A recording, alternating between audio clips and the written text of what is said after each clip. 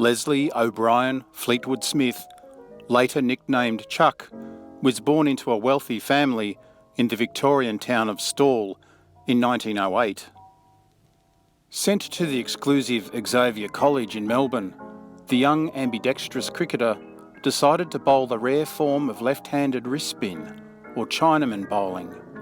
He would later become Australia's first prominent exponent of the technique.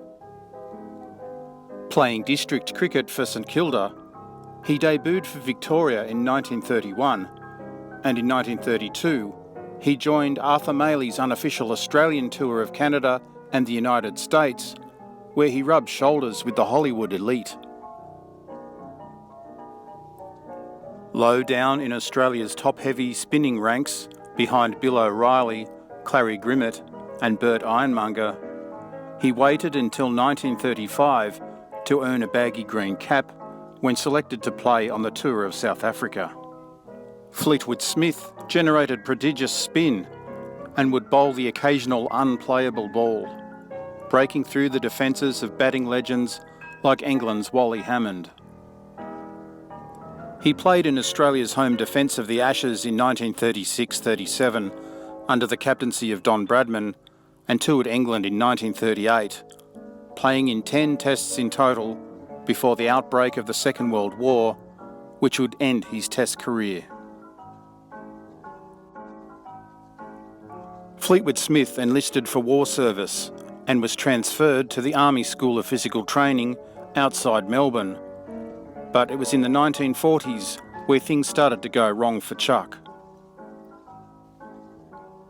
While most cricketers maintained solid professions outside the game, which was poorly paid at the time, Fleetwood-Smith worked a smattering of odd jobs to keep himself going. After the war, and with his playing days behind him, the often unreliable Chuck found the work offers drying up. His reputation as a ladies' man would also come back to haunt him, as his first wife Molly filed for divorce in 1946. Chuck would remarry in 1948, but his life would continue to spiral out of control, plagued by unemployment and drinking problems. Chuck started to put family and friends offside, borrowing money that was never paid back, the money mostly going on alcohol. In the 1950s, Chuck became a full-blown alcoholic and became a vagrant, often sleeping under the Prince's Bridge over the Yarra River with his drinking buddies, just walking distance from the Melbourne Cricket Ground, where he once played Test and first-class cricket for his country and state. For almost 2 decades, the dishevelled Fleetwood-Smith could be seen around inner-city Melbourne, searching through rubbish bins for food and sleeping off hangovers in public parks. Despite many people trying to assist him, Chuck seemed to be beyond help.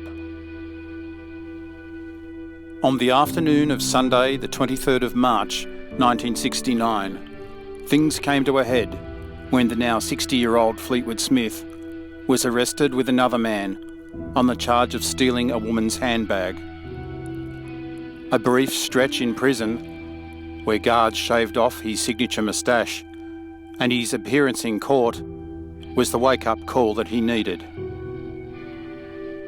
With help from his former cricket friends and his second wife Bea taking him back into her life, Chuck never slipped back into alcoholism and homelessness.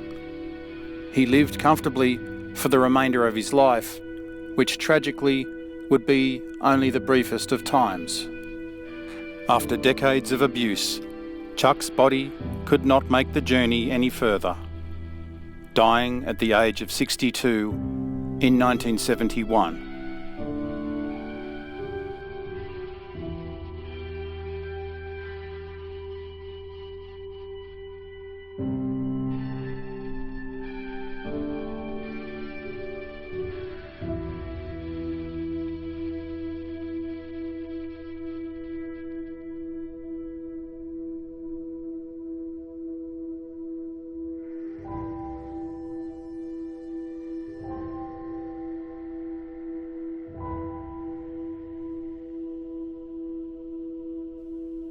Thanks for watching.